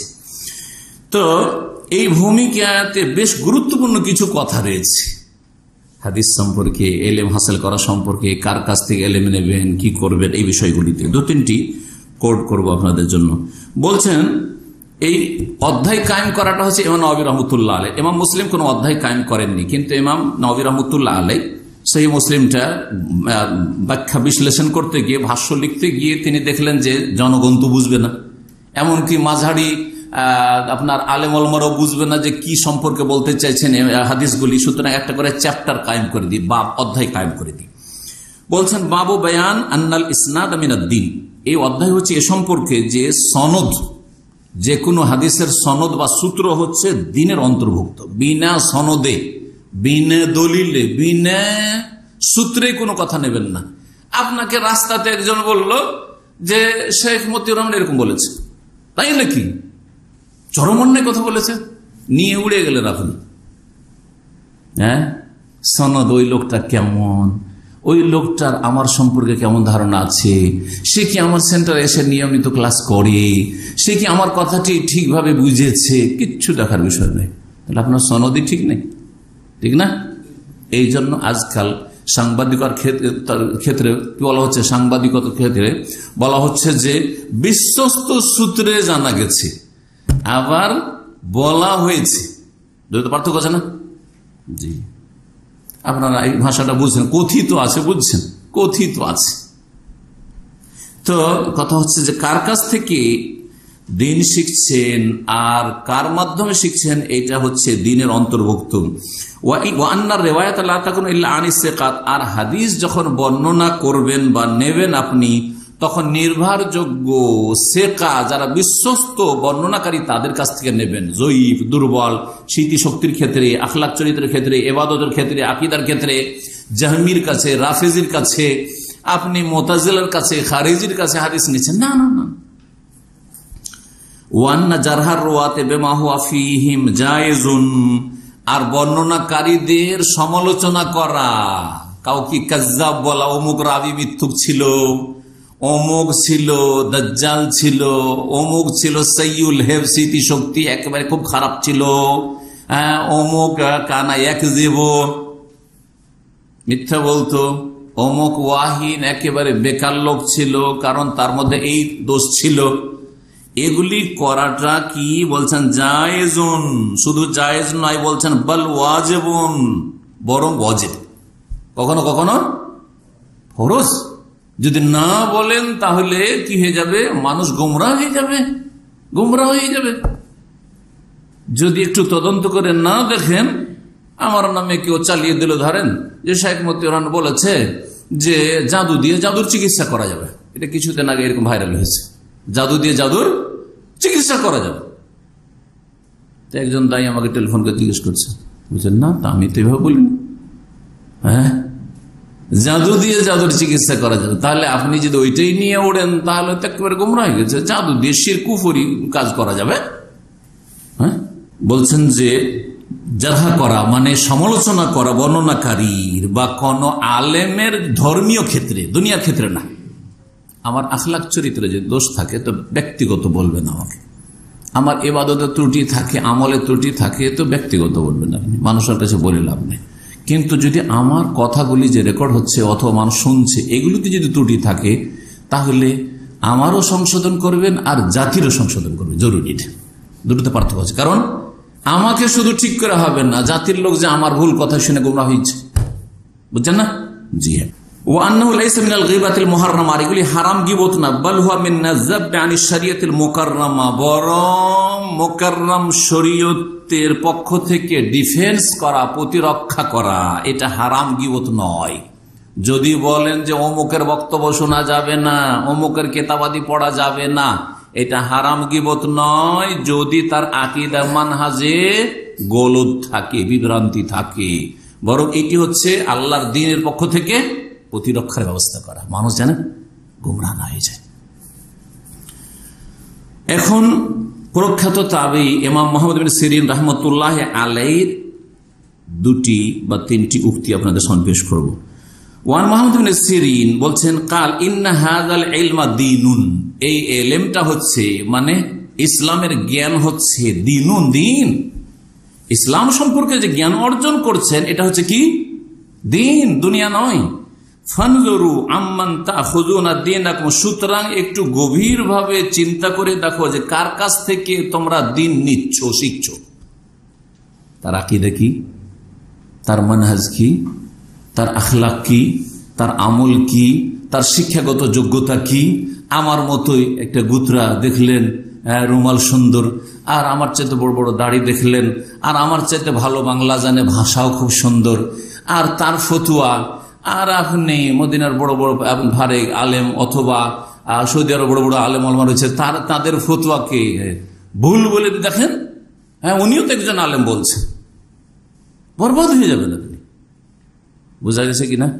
এই ইলম হচ্ছে দিন, দিনের ব্যাপার এটা। সুতরাং কার কাছ থেকে দিন শিখছো একটু চিন্তা করে দেখিও, চিন্তা করতে বলছে। তাহলে সবার কাছ থেকে দিনের ইলম নেওয়া যাবে, দুনিয়ার ইলম নেওয়া যাবে। কম্পিউটার শিখবে, ড্রাইভিং স্কুলে ড্রাইভিং শিখতে গেছে, ফাসেক শিখাচ্ছ, মোকা সিগারেটের গন্ধ, আর ভাষা খুব খারাপ, একটু ভুল করলে গাল দিচ্ছে। আমাদের এক ভাই একজন আলেম ড্রাইভিং শিখতে গেছে, ওই খোবারের রিসেন্টের অনেক আগের কথা বলছে, দিয়েছে এক চড়, ভুল করছে তখন আবার দিয়েছে এক চড়, একবারে চরিত্র খারাপ। ওর কাছ থেকে ড্রাইভিং শিখতে যাচ্ছেন দুনিয়া, কিন্তু দিন শিখতে যাবেন চরিত্রহীনের কাছে। হ্যাঁ, আর যদি আকীদারহীন হয় তাহলে তো আরো মারাত্মক ব্যাপার। মুকদ্দমা সহিহ মুসলিম প্রথম খণ্ড 33 পৃষ্ঠায় রয়েছে। ইবনে সিরিন রাহমাতুল্লাহ থেকে দ্বিতীয় রিওয়ায়াত বলছেন, লাম ইয়াকুনু ইয়াসআলুনা আনিল ইসনাদ, সাহাবায়ে কেরামদের যুগে সনদ জিজ্ঞাসা করা হইতো না। প্রথম দিকে কার কাছ থেকে শুনলেন এই কথা বলা হইতো না। আবু হুরায়রা যদি বলেন কালা রাসূলুল্লাহ সাল্লাল্লাহু আলাইহি সাল্লাম, আবু বকর ওমর শুনছেন, মেনে নিতেন। জি হ্যাঁ, আব্দুল্লাহ ইবনে উমর, জাবের কেউ বর্ণনা করছেন, কোন একজন সাহাবী, যে কোন সাহাবী বর্ণনা করছেন, সাহাবীরা বলতেন, এই তুমি কার কাছে শুনেছো? তুমি রাসূলুল্লাহ সঙ্গে ডাইরেক্ট শুনেছো না ইনডাইরেক্ট? মাঝখানে আর কোন সাহাবী আছে নাকি? লাম ইয়াকুনু ইয়াসআলুনা আনিল ইসনাদ, সনদ সম্পর্কে সাহাবারা পরস্পরকে জিজ্ঞাসা বাদ করতেন না। ফালামা ওয়াকাতিল ফিতনা, তো কিন্তু যখন ফিতনা শুরু হয়ে গেল, এই ফিতনা বলতে সিফফিনের যুদ্ধকে বোঝানো হয়েছে। ফিতনা বাইনাল মুসলিমিন, মুসলিমদের মাঝে আপোষের লড়াইকে কি বলা হয়? ফিতনা বলা হয়। ফিতনার অনেকগুলি ব্যাখ্যা, অনেকগুলি ক্ষেত্র, প্রয়োগের ক্ষেত্রে একটি গুরুত্বপূর্ণ ক্ষেত্র হচ্ছে মুসলিমে যদি মারামারি হয়, এটা হচ্ছে ফিতনা, বড় ফিতনা, বড় ফিতনা এটি। জি হ্যাঁ, ওর চেয়ে বড় ফিতনা শিরক। জি, যখন ফিতনা শুরু হলো, মানে এইদিকে মুআবিয়া রাদিয়াল্লাহু তাআলার দল, এইদিকে আলী রাদিয়াল্লাহু দল, সিফিনের যুদ্ধটা হয়ে গেল, সাবাইদের ষড়যন্ত্রে এরকম হয়ে গেল। আর ওখান থেকে এক দল বেরিয়ে গেল, সেটা আর এক গোমরাহ দল, খারেজি, ফতোয়া দিল, বড় মুফতি সেজে গেল। আলী কাফের, মুআবিয়া কাফের, আমর ইবনে বাস কাফের, সব কাফের। হ্যাঁ, মানুষের বিচার কেন মানল? সুতরাং কাফের। এ আন্দোলন শুরু করলো, তাদের নাম হচ্ছে খারেজি। আলী রাদিয়াল্লাহু তাআলা দলেই ছিল তারা। যখন বেরিয়ে গেল, বেরিয়ে যাওয়াকে খারাজা ইখরুজু বলা হয়, যে বেরিয়ে যায় সে খারিজ। সুতরাং এদেরকে কি বলা হয়? ফাসুম্মু আল খাওয়ারিজ, এদেরকে কি বলা হলো? খারেজি। এই যে খারেজিদের ফিতনা এক হইল, আর এক ফিতনা হইল কারবালার যে দুর্ঘটনা ঘটলো, হুসাইন রাদিয়াল্লাহু তাআলা আনহু শাহাদাতের, ওখান থেকে যেই দল বস্তার বস্তা বোঝাই করা চিঠি পাঠিয়েছিল হুসাইন রাদিয়াল্লাহু তাআলার ডাক থেকে, যে আপনি আসেন, আপনি নবীর নাতি, নবীর ওয়ারিস, আপনাকে খলিফা মানবো, একে তাড়াবো, এর পতন ঘটাবো। যখন গেলেন ওইদিকে ইবনে জিয়াদ এমন করে চমকিয়েছে যে যদি কেউ হুসাইনের সাদৃশ একটা তাদের সন্তানকেও বাঁচিয়ে রাখবো না, সবকে জবাই করবো। জান পরিবার এসব বাঁচানোর জন্য কোথায় গেল, গাদ্দারি করলো ডেকে, হ্যাঁ, সব ঘরে ঘরে লুকিয়ে গেল। হোসেন রাদিয়াল্লাহু তাআলা অসহায় শহীদ হয়ে গেলেন। বোঝা গেছে? এখন এরা যেহেতু গাদ্দারি করলো, ডাকার পরে সহযোগিতা করলো না, অসহায় ছেড়ে দিল, এখন এই ইজ্জত ঢাকতে হবে, এই অপরাধ ঢাকতে হবে, তখন কান্নাকাটি শুরু করলো, শোক মাতম শুরু করলো। এই যে শোক মাতম চলে আসছে, এরা হচ্ছে রাওয়াফের শিয়া। কথা বুঝতে পারছেন? জি হ্যাঁ। এই ফিতনাগুলি যখন শুরু হলো, এখন সবার কাছ থেকে হাদিস নেওয়া যাবে না, কারণ সবাই নিজেরটাকে সঠিক ধর্ম বলার জন্য দলিল বানাচ্ছে, দলিলের ফ্যাক্টরি তৈরি করেছে। আমাদের মতটা ঠিক, এখন হাদিস জাল করা শুরু হইল। হ্যাঁ, মতের সমর্থন কখন হবে, মতটা শক্তিশালী কখন হবে, যখন একটা দলিল পেশ করতে পারবে যে রাসূলুল্লাহ এইরকম বলেছেন। কথা ঠিক কিনা? এই শুরু হয়ে গেল। তখন বলছেন যে এতদিন তো সনদের কথা জিজ্ঞেস করা হইতো না সাহাবায়ে মাঝে, যখন এই ফিতনা শুরু হইল, ফালামা ওয়াকাতিল ফিতনাত কালু, সাহাবীরা বললেন, তখন সাহাবীদের যুগ, জি 36-37 হিজরি সাহাবীদের যুগ। হোসেন রাদিয়াল্লাহু তাআলার জামানাটি 60-এর আশেপাশে, 60-65 এই সময়গুলিতে হিজরি। সাহাবায়ে কেরামদের শেষ সাহাবী 110 হিজরিতে ইন্তেকাল করেছেন মক্কাতুল মুকাররমায়। তাহলে অনেক সাহাবায়ে কেরাম বেঁচে আছেন, তাবেঈনদের যুগ, সাহাবায়ে কেরামদের যুগ। তখন আর বিনা সনদে নেওয়া চলবে না। সাম্মুলানা রিজালাকুম, সাহাবীরা বলতেন, তাবেঈনরা বলতেন, তোমাদের রেজাল বর্ণনাকারীদের নাম বলো, কার কাছ থেকে নিয়েছো? তুমি তো আবার কোন খারেজির কাছ থেকে নাওনি, কোন তো আবার কোন রাফেজির কাছ থেকে হাদিস নাওনি, শিয়ার কাছ থেকে। সাম্মুলানা রিজালাকুম ফায়ুনজারু ইলা আহলি সুন্নাতে, তারপরে যারা আহলে সুন্নত তাদের দিকে লক্ষ্য করা হইতো, ফায়ুখাযু হাদিসুহুম, আর আহলে সুন্নতের হাদিস নেওয়া হইতো। ওয়ায়ুনজারু ইলা আহলিল বিদআ, আর বেদাতীদের দিকে লক্ষ্য করা হইতো যে কে কে বেদাতি, ফালায়ুখাযু হাদিসুহুম, তাদের হাদিসগুলি নেওয়া হইতো না। তাহলে সেই যুগে বেদাতীদের কাছ থেকে হাদিস না হইতো না, সেই যুগের বেদাতের চাইতে মারাত্মক বেদাত আজকে হচ্ছে বর্তমান যুগের বেদাত, সুফিজমের বেদাত, আর তারপরে মাজার ব্যবসার বেদাত, আর তারপরে মিলাদ ব্যবসার বেদাত, আর তারপরে আপনার এই রাজনৈতিক ইসলামিক ব্যাখ্যার বেদাত। জি হ্যাঁ, এই সমস্ত বেদাতের যুগে কতটা সতর্ক হইতে হবে, এবং বেদাতীদেরকে কি করতে হবে? ফালা ইউখাযু হাদিসুহুম, ওদের কথা নেওয়া চলবে না, ওদের বক্তব্য নেওয়া চলবে না, ওদের লিখনি পড়া যাবে না। ভালো করে শুনেন, কার কাছ থেকে ইলম শিখবেন? আর যারা আহলে সুন্নাত কোরআন এবং হাদিসের অনুসারী, যুগে যুগে থেকেছে, আছে, এখনো আছে, আর থাকবে, লা তাযালু তায়ফাতুম মিন উম্মতি, তাদের কাছ থেকে দ্বীন শিখবেন। সহিহ মুসলিমের ভূমিকা 33 নম্বর পৃষ্ঠা। শেষখানে একটি উক্তি বলে শেষ করে দিচ্ছি, এটি আলোচনা শেষ, লম্বা হয়ে গেল। আব্দুল্লাহ মুবারক প্রখ্যাত মুহাদ্দিস, ইমাম বুখারী রহমতুল্লাহ আলাইহির একটি লাকাব ছিল, উপাধি ছিল হাদিসের ক্ষেত্রে, জানেন? আমিরুল মুমিনিন ফিল হাদিস, হাদিসের তিনি আমিরুল মুমিনিন। উমর রাদিয়াল্লাহু তাআলা আনহু হচ্ছেন শাসন ক্ষমতার খোলাফাদের আমিরুল মুমিনিন, তাই না? আমিরুল মুমিনিন মানে খলিফা হিসেবে আমিরুল মুমিনিন। তখন থেকে এই লাকাবটি তিনি গ্রহণ করেছেন। তারপরে খলিফাদেরকে আমিরুল মুমিনিন বলা হয়তো ওসমানকে, আলীকে রাদিয়াল্লাহু আনহু আজমাইন। আর ইমাম বুখারী রাহমাতুল্লাহ আলাইহি কি বলা হয়েছে? আমিরুল মুমিনিন হাদিসের ক্ষেত্রে। ইমাম বুখারী রাহমাতুল্লাহ আলাইহির ওস্তাদ শিক্ষক হচ্ছেন আব্দুল্লাহ বিন মুবারক, তাকেও বলা হয়েছে আমিরুল মুমিনিন ফিল হাদিস। ভালো করে শুনুন। 1 বছর তিনি হজ করতেন, আর অনেক পয়সার মালিক ছিলেন, শত শত মানুষকে হজ করাতেন নিজের খরচে, শান্ত করে নিজে। আর 1 বছর জেহাদে হুদুদ, বর্ডার এলাকায় যেতেন জেহাদ ফি সাবিলিল্লাহর জন্য। সেই যুগের খলিফাদের নেতৃত্বে জেহাদে যেতেন, মুফতি হয়ে নিজেই জেহাদের ঘোষণা করতেন না। আজকালকার জঙ্গিদের মানহাজ থেকে সাবধান, তারা নিজেরাই জেহাদ জেহাদ জেহাদ করে ঘোষণা করে। জেহাদের ঘোষণা সেই যুগের গুনাহগার যারা ছিল, খলিফা উমাইয়া যুগের, হ্যাঁ, বা আব্বাসী যুগের, তাদের যুগে তাদের নেতৃত্বে জিহাদ করেছেন আব্দুল্লাহ বিন মুবারক রাহমাতুল্লাহ আলাইহি জিহাদের ময়দানে গিয়ে। জি, তার একটি উক্তি বলে শেষ করছি। তিনি বলছেন, ইয়াকুল আল ইসনাদু মিনাদ দ্বীন, সূত্র বা সনদ হচ্ছে দ্বীন ইসলামের অন্তর্ভুক্ত। সনদ ছাড়া দ্বীন ইসলাম টিকবে না। সূত্র ছাড়া, রেফারেন্স ছাড়া, বরাত হাওয়ালা ছাড়া এমনি ধর্মের কথা বলতে থাকবেন, চলবে না। এটা দিনের একটি গুরুত্বপূর্ণ দিক হচ্ছে কি সনদ, সূত্র। কোন সূত্রে এই কথাটি বলছেন, কোন দলিলের ভিত্তিতে আপনি বলছেন। তারপরে বলছে ওয়ালাউলাল ইসনাদ, যদি কোরআন এবং হাদিসের জন্য বা মাসলা মাসাইলের জন্য সনদের বিষয়টি না থাকতো, লাকালা মানসা মাশা, তাহলে যে যা চাইতো বলতো, যে যা চাইতো বলতো।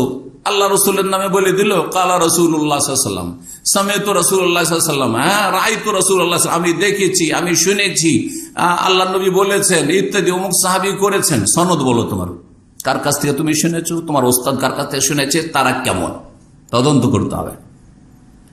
বলছেন আল ইসনাদ মিনাদ দ্বীন, সনদ হচ্ছে দ্বীনের অন্তর্ভুক্ত। যদি সনদ ছেড়ে দেন, সনদবিহীন আপনি ধর্ম গ্রহণ করেন, লাকালা মান শাআ মা শাআ, তাহলে যে যার ইচ্ছা, যেমন ইচ্ছা, যা বলার ইচ্ছা বলতে থাকবে। আজকে আমাদের দেশে স্বাধীন দেশ, কি হচ্ছে, বাক স্বাধীনতার নামে শিরকের মাহফিল হচ্ছে, বিদাতেরও মাহফিল হচ্ছে, আর গুমরাহিরও মাহফিল হচ্ছে। ইসলামের নামে কত গুমরাহকারীরা রয়েছে, আর হক পথীদের বলার স্বাধীনতা আছে, সেটাকেও চেপে রাখার চেষ্টা করা হচ্ছে। কথা ঠিক কিনা? কিন্তু আলহামদুলিল্লাহ সৌদি আরব, এখানে তৌহিদের মুখ খোলা আছে, সুন্নাতের মুখ খোলা আছে, তৌহিদ সুন্নাতের অনুসারীদের মুখ খোলা আছে, শিরক বিদাতকারীদের মুখ বন্ধ করা আছে, যার ফলে এখানে খাঁটিটা জানার একটা সুযোগ আছে। জি হ্যাঁ, আর অনেক ভেজালের মধ্যে কোনটা ঠিক আর কোনটা ভুল বুঝাই মুশকিল হয়ে গেছে আমাদের দেশের ইসলামের অবস্থা। এটাও সহিহ মুসলিমের ভূমিকাতে রয়েছে। ইবনুল মুবারক রাহমাতুল্লাহ কথাটি প্রথম খণ্ড 33 পৃষ্ঠাতে রয়েছে। আল্লাহ যেন আমাদেরকে হক বোঝার তৌফিক দান করেন, এবং যারা কোরআন সুন্নাহর অনুসারী তাদের কাছ থেকে দলিল ভিত্তিক দিন শিখার এবং দিন নেওয়ার তৌফিক দান করেন। যারা বিভ্রান্ত করে থাকে, নিজেরা বিভ্রান্ত, অন্যদেরকে গুমরাহ করে থাকে, আল্লাহ তাদের অনিষ্ট থেকে আমাদের মুসলিম সমাজকে, মুসলিম ভাই বোনদের বেঁচে থাকার তৌফিক দান করেন, আল্লাহ যেন বাঁচিয়ে রাখেন। শেষখানে দোয়া করব, আল্লাহ রাব্বুল আলামিন যেন মুসলিম জাতির জন্য, বিশেষ করে বাংলাদেশে যে ইলেকশন রয়েছে, মুসলিমদের জন্য, ইসলামের জন্য যাতে কল্যাণ রয়েছে, আল্লাহ যেন সেটাই করেন। যার নেতৃত্বে আসাতে, যার ক্ষমতায় আসাতে ইসলামের কল্যাণ হয়, আল্লাহ যেন সেটাই করেন। আর যাদের নেতৃত্বে আসাতে ইসলাম মুসলিমদের অনিষ্ট হয়, আল্লাহ যেন তাদেরকে দূরে সরিয়ে দেন। এর চাইতে ভালো দোয়া আমি মনে করি না যে কিছু হইতে পারে। কারণ আমারও জানা নেই যে কে ভালো হবে, আপনাদেরও জানা নেই যে কে ভালো হবে। কথা ঠিক কিনা? আর এগুলির মধ্যে থেকে কেউ আসবে, আর ফেরেশতা নেমে আসবে না কেউ। সুতরাং এইটুকু দোয়া করতে থাকবেন, তাহাজ্জুদে এই যে দিনগুলি চলছে দোয়া করবেন, আল্লাহ যেন আমাদেরকে সৎ নেতৃত্ব দান করেন, যেই নেতৃত্বের মাধ্যমে ইসলামের খেদমত হয়, মুসলিমদের খেদমত হয়, দেশের খেদমত হয়, ইসলাম এবং মুসলিমেরা শক্তিশালী হয়। সুবহান রাব্বিকা রাব্বিল ইজ্জাতি আম্মা ইয়াসিফুন ওয়া সালামুন আলাল মুরসালিন ওয়ালহামদুলিল্লাহি রাব্বিল আলামিন। জাযাকুমুল্লাহ।